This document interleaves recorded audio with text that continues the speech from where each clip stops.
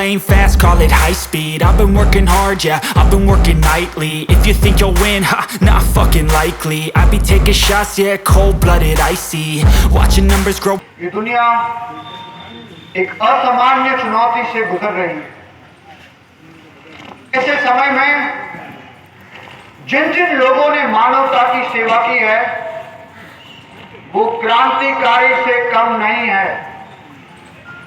मैं यहां पर बैठे उन तमाम लोगों का हृदय से अभिनंदन करता हूं। जब भी मैं अपने देशवासियों को देखता हूं, उनकी आंखों में देखता हूं, तब मुझे अपने प्राण देने वाला जज्बा दिखता है। और वो भी क्यों ना, इस देश की मिट्टी ही कुछ ऐसी है। और मैं भला ये कैसे भूल सकता हूं, मैं उस भूमि पर खड़ा हूं जहां के लोग इस दुनिया को अपना देश, अपना परिवार मानते हैं। 1921 मैं इंग्लैंड में था। जब मैंने आजादी के संघर्ष को करीब से देखा, तब मैंने अपनी सिविल सर्विस की नौकरी को छोड़कर फुल टाइम देश सेवा करने का निर्णय लिया। उस दिन से आज तक आप लोग जानते ही हो मेरा सफर कितना रोमांचक रहा है। मां, मैं सन्यासी बनना चाहता हूं। सोच रहा हूं कुछ दिन श्री औरोबिंदो के पौंडीचेरी आश्रम चला जाऊं। घर संसार में बस अब मन नहीं लगता। मां, आप रोइए मत।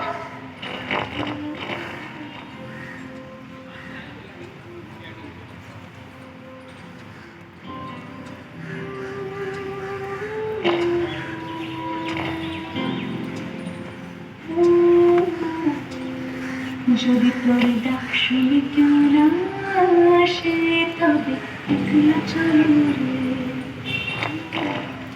और फिर क्या, ये सन्यासी अपने बनाए हुए सन्यास के रास्ते पर चल पड़ा।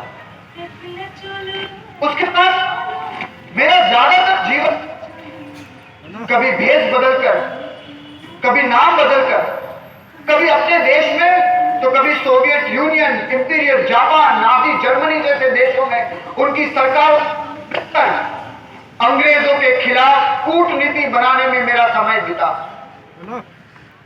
1921 से लेकर 1941 के बीच मैं सिर्फ 11 बार जेल जा चुका हूं।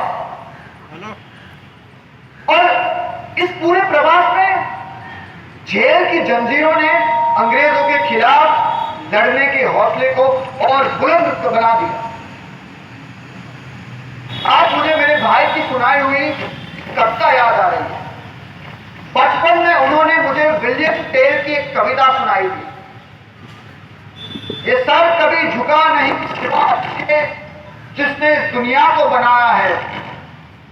ये जिस्म है जिसे तुम मिटा भी सकते हो, मेरे ज़मीर की आवाज मिट नहीं सकती। हमारे हौसलों में बुलंद तब आई जब आजाद हिंद फौज की स्थापना हुई, अक्टूबर 1943। और इस फौज में केवल पुरुषों ने हिस्सा नहीं लिया, इस फौज में महिलाओं ने भी हिस्सा लिया और उसका नाम दिया गया लक्ष्मी बटालियन। आज आजादी के 75 साल होने आए, लेकिन जब मैं पीछे मुड़कर देखता हूं ना, तो ऐसा लगता है मानो कल की ही बात हो। देशवासियों, बिना कीमत चुकाए इस देश में, इस दुनिया में कुछ हासिल नहीं हो सकता। और आजादी की कीमत है शहादत। जंग का साजो सामान, खाने की व्यवस्था, मर्दानी हमें आजादी की लड़ाई में शिकस्त हासिल हुई है। अब तक जापानी सेना हमारी मदद करती आई है, लेकिन हाल ही में हुए हिरोशिमा और नागासाकी पर एटॉमिक हमले के बाद जापानी हमारी सेना ने हमारी मदद करने से इनकार कर दिया है। अब हमें आप सभी लोगों की जरूरत है। आज अगर हमें आजादी चाहिए तो देश के हर एक नागरिक को खून का कचरा कचरा बहाने के लिए तैयार होना होगा। अंकित बना क्या आप सब लोग निस्वार्थ भाव से अपने प्राणों का बलिदान देने के लिए तैयार हो? तुम मुझे खून दो, मैं तुम्हें आजादी देता हूं।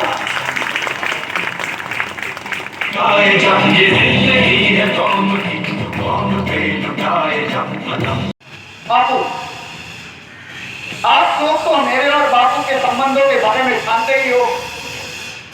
हमारे बहुत मतभेद थे, लेकिन ने मुझे जाने अनजाने में बहुत सारी चीजें सिखाई, और उसमें से एक ये है कि जिनके विचार हमसे अलग होते हैं वो हमारे दुश्मन नहीं है। जब तक हमारी मंजिल एक हो, हम सब एक दूसरों के साथी हैं। मैं आजादी की लड़ाई का एक सामान्य सिपाही, 48 वर्ष मिले थे मुझे देश सेवा करने के, लेकिन आज मेरे जन्म को 125 वर्ष हो गए और आज भी आप लोग मुझे याद करते हो। प्रिया, आज के दिन उन तमाम सिपाहियों का, तमाम साथियों का शुक्रिया करना चाहता हूं जिनकी वजह से आज भी लोग मुझे याद करते हैं। आज गणतंत्र दिवस है, वो दिन जिस दिन संविधान लागू हुआ। जिन्होंने संविधान की रचना की है वो हमारे लिए एक विरासत छोड़ के गए। पता है क्या है? उस संविधान की रक्षा करने की। हम हैं उसके रक्षक। एक ऐसा संविधान जिसमें हर नागरिक को समान अधिकार और समान न्याय मिले। आइए हम सब प्रतिज्ञा करते हैं कि हर साल एक ऐसा संकल्प करें, एक ऐसी प्रतिज्ञा करें कि हम सिर्फ एक इंसान के जीवन को उसकी संघर्ष यात्रा से मुक्त कर सकें। हम अकेले आए थे और अकेले चले जाने वाले, लेकिन बीच के इस सफर में हम सबको एक दूसरों की जरूरत है। तो चलो अपन सब प्रतिज्ञा करें,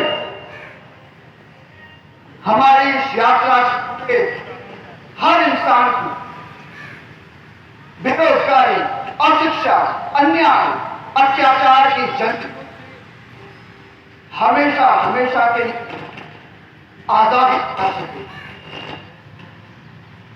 आइए भारत माता की जय, इंकलाब जिंदाबाद, जिंदाबाद।